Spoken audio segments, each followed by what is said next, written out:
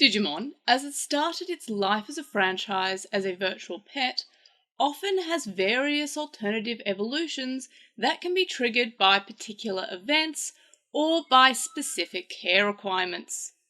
These mechanics usually carry over from the virtual pets to the video games, but aren't as particularly common in the franchise's anime.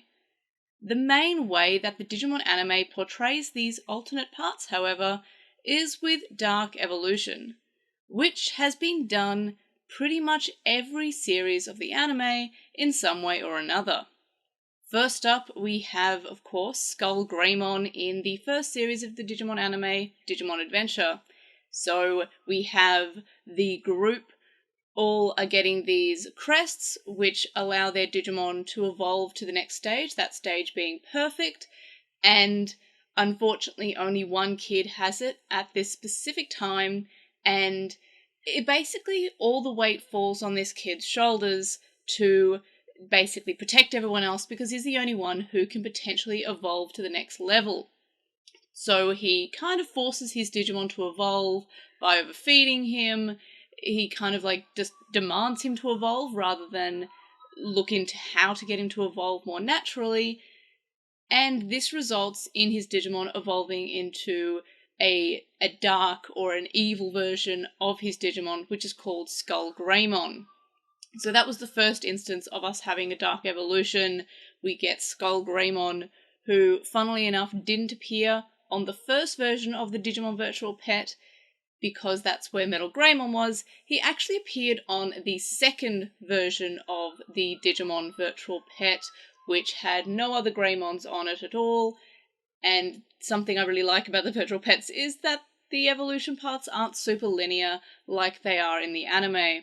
And then when we move on to Digimon Season 2, we don't really have one in the same way that we do for any of the other seasons, but the closest we get is Greymon again, dark evolving to Metal Greymon Virus, after being captured by the Digimon Emperor, who liked Agumon so much he put a ring on it. He also triggers an evolution to, again, another dark evolution for Greymon, is to Skull Greymon. We see that again in 02. I always say that Vmon should have dark evolved into a dark evolution in the X-Vmon episode, as Daisuke the entire time was lying to Vmon to get him to evolve. However, in contrast to the first season where Taichi was forcing Greymon to evolve to protect the group because he felt like he was the only one who could, there wasn't really any imminent danger when Daisuke was forcing Vmon to evolve. He just wanted to impress the girl that he liked, and at the end of the day, he gets his evolution, and it's cool, and it's not a punishment, and he doesn't get punished for kind of being awful to his Digimon the entire time, pretending to be in danger, lying to his Digimon. Sort of not very nice things that he does to his Digimon in this episode, but he still gets an evolution. So I always think that there should have been a dark evolution in this specific episode of Digimon Adventure 02. However, we do have Lotmon evolving due to a virus into Wendigomon, and of course the virus versions of Antillamon and Cherubimon, and this is in the Digimon movie, which is Hurricane Touchdown, which is a Digimon 02 movie. So it does happen in 02, but not in the actual main series, other than the dark evolutions for Greymon becoming either the Metal Greymon virus or Skull Greymon, because of the effect of the Dark Ring, which turns Digimon evil. Then we have Tamers. We get, again, another case of a Digimon being demanded to evolve and the evolution going wrong. We get Megadramon, as Takato is demanding Gilmon to evolve to Mega, after Beelzemon kills Leomon. And then Frontier is a bit of a harder one, because we both have it, but we also don't have it. We don't really have it in the same way that we have in Adventure or Tamers, but we do have Duskmon, and in general all of the corrupted spirits that Cherubimon had, like Arbamon, Grottomon, Lanamon, and Mercurymon. So we do have it. There are corrupted evolutions, but we never see non-corrupted variants of these spirits. So there's not really a dark evolution, except for Duskmon, who does have a non-corrupted version, but it's not really in the same way that it has been in the previous seasons, and it's not really covered or treated as much of a dark evolution, except of course for Duskmon, but it feels a little bit less like the other ones in that regard. Duskmon's also just cooler than Loemon, the non-corrupted version. I don't know why, I really like Duskmon. In Frontier, they did have, however, the fact that every of the beast spirits, when they first evolved to them, they didn't have control over them, and they went kind of wild and rampant and uncontrollable. But it's not really a dark evolution, they're just not able to control their beast spirits. However, this happened to all the characters except for the token girl Izumi. So it's not really a dark evolution, but I just thought I'd quickly mention it before I move on to Digimon Savers. This one, being known as Data Squad in the dub, by the way, had Shine Greymon Ruin Mode, which is reminiscent of both Skull Greymon and Megudramon's Dark Evolution episodes, as Masaru believed that Toma had betrayed him and kind of demands his Digimon to evolve because he wants to kill Toma. So it's a little bit more aggressive than the previous ones, which was I want to protect my friends because I'm the only one who knows how to. Tamers was I want to get revenge. And I guess to some extent, Savers was as well, but it was killing another human as well as killing their Digimon. So it was a little bit more. I really love Savers. I feel like Savers did a good job of something that was similar to the previous Dark Evolutions, but also different in its own way. And then we have Xros Wars, which again is a little bit different. We do have cases where the partner Digimon are overcome with darkness and they kind of act evil, but that's not really a dark evolution. However, we do have a good evolution. We find out in Xros Wars that one of the main characters, who is Ballistamon, is actually originally evil and got reprogrammed. He's actually called Dark Volumon and was working for the bad guys, but was kind of reprogrammed because of an accident and became good. So I guess this is the series that doesn't have Dark Evolution at all in any case, 02 having it at least in the movie.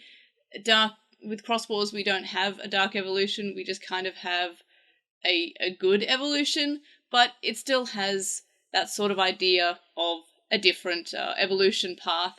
So there is that. Then, of course, we have Digimon Adventure Tri. While not an anime series, it's an anime movie series, I'm going to still count it as part of the Digimon anime because it just is. It's the anime still, and it continues on from 02 and Adventure. So, of course, we have Meikumon, who was corrupted due to a virus, but the main one here is we get Ophanimon Fall Down Mode, which happened when Hikari thought that her brother Taichi had died, and she's overcome with all this grief.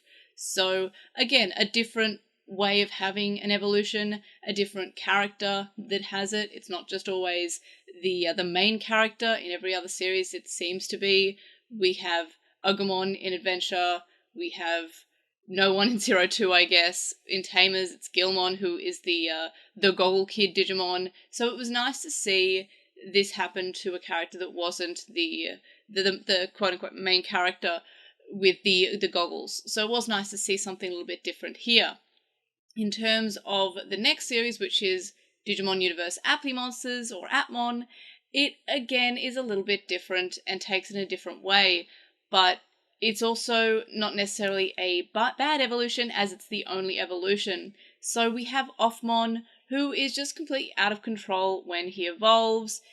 Again, not really a dark evolution, as it was the true evolution for Offmon, but otherwise nothing else counts in this case. But it definitely has elements of, again, an out of control or dark evolution that they don't really want to reach again because of how out of control it is.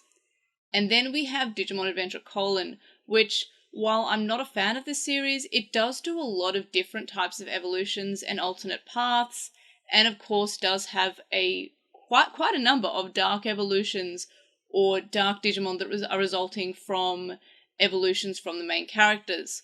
So first of all, the first one is Metal Greymon, who dark evolves to Megendramon, which I really like this. Well, as I said, I don't really like the series, but I do like the way that they changed this dark evolution. This time, it's not because of anything that Taichi's doing or any other human.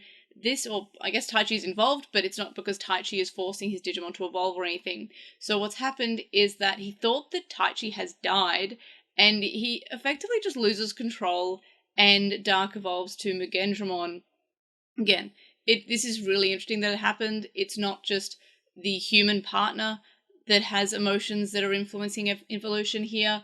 It's actually the emotions of the Digimon, which isn't honestly seen as much as anything else. We always have the evolutions being tied to the human character having emotions, not so much the Digimon. So I'm a pretty big fan of this. So that's pretty cool.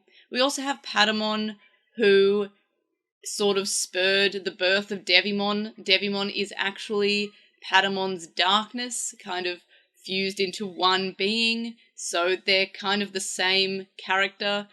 It's just a dark version of him. I thought that was really cool. I always thought that it'd be cool if we have Patamon evolve into Devimon, especially because there is this moment in Digimon Adventure Tri where Patamon is infected and evolves, and for a split second when I first watched that part where he's corrupted and evolves, I thought he was evolving into Devimon. So seeing that actually happen was pretty cool, even if it wasn't exactly like that. It wasn't actually an evolution, it was just Devimon being created from Patamon's darkness. So pretty big fan of that, and that's sort of a theme of Digimon Adventure : is being corrupted by darkness. But it's kind of given up after this chunk of episodes. And then also around this time, we also get Tailmon, who has Dark evolved to Dark Knightmon, again, through the power of corruption. So pretty big fan of that. And then lastly, for the anime, we have the most recent series, which is Digimon Ghost Game, as of recording this at the very least. So we have Gamamon, who lost control, lost his temper, because, again, not because of what his partner did, but because a Digimon friend of his died in front of him and he lost control, evolving into Gulus Gamamon, and that's what happened for the first time. And then he continues to kind of pop up and Dark evolve every time Gamamon loses control of himself. However, Gulus Gamamon is effectively the true evolution for Gamamon. So it's not so much as a Dark evolution as it is just the correct evolution that just happens to be a little bit edgier than most. Again, it's another interesting take on it, and it happens several times throughout the series. It's not just a one-off like the other Dark evolutions seem to be. And that's kind of like a theme through the whole of Ghost Game. While it is episodic, the mystery surrounding Gulus Gamamon is the only kind of story that happens in Ghost Game. I don't want to go too far into it because Ghost Game just finished this year, and maybe some people haven't caught up yet, but still, check it out if you haven't already. It is on Crunchyroll, so if you already have a Crunchyroll subscription, you're already halfway there.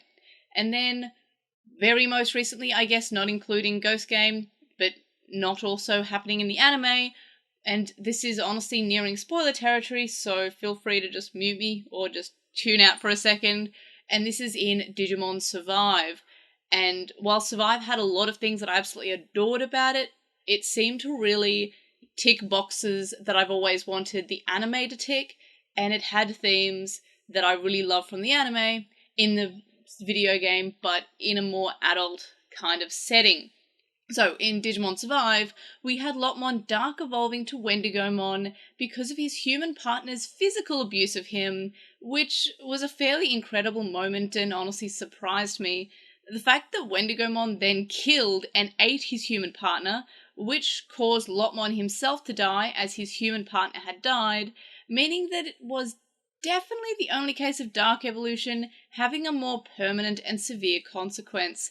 In most of the Digimon anime, they kind of just have that Dark evolution episode, they get a quick slap on the wrist, and then nothing really permanent happens. We have maybe like they revert back to an egg or they revert back to a baby, but it's not really a permanent consequence that really lasts. They might mention it a few episodes from there, but it's mainly just a one and done kind of thing, except for the case of Digimon Ghost Game where it becomes relevant, or in Adventure : where we have Devimon kind of being around for a little bit. And then, of course, when Mugendramon does show up, I feel like one character mentions that or thinks about Mugendramon being an evolution from Agumon, but nobody else really talks about it because the only one that was present and lucid was Yamato, and he kind of thinks, hey, didn't didn't that happen this one time? But in the most cases, it's not really relevant, except for obviously Frontier, which again, I don't really think of that as much as a Dark Evolution in comparison to the other ones, but mostly it's not really a huge punishment kind of thing that's going on, except for in Digimon Survive, where a character just straight up dies because his Digimon eats him, and then because that Digimon killed his partner, he also dies. So it's a little bit heavier in that way. Again, I love Survive. I definitely recommend it. I know it mustn't be for anyone. Sorry, that wasn't a sentence. I'll try that again. It's probably not for everyone, because not everyone likes specific genres of games. If you like the point-and-click adventures with other games elements like tactical RPGs, I recommend playing this game definitely if you're a fan of Danganronpa, because it is similar in the way that it has those point-and-click kind of visual novel aspects, and then the other part of the game is a different sort of genre altogether that kind of ties in the moments you get from the point-and-click adventures and the choose-your-own-adventure kind of style. But I do recommend Digimon Survive for ticking all these boxes for me, and that's my little Survive spiel of the day. So in any case, the thing about Digimon is, and again, because it started as a virtual pet franchise, is that these aren't necessarily dark evolutions. They are just different alternate evolutions, and I believe even Genai himself said in the Dark Evolution episode of of Greymon to Skull Greymon, is that these aren't particularly wrong, they're just alternate evolutions that can possibly take place, and that every Digimon has it. And again, it kind of returns to its VPET roots, which is something I'm a fan of, and something that the anime doesn't really dive into except for an obligatory one time per season, I guess. But in case, those are my thoughts on Digimon Dark Evolutions. Let me know your thoughts, comments, questions in the comment section below. Like this video for more Dark Evolutions, I guess. Subscribe if you haven't already. And if you have subscribed, tell your friends, tell your families, tell your enemies. And of course, I'll see you in the next video. Bye!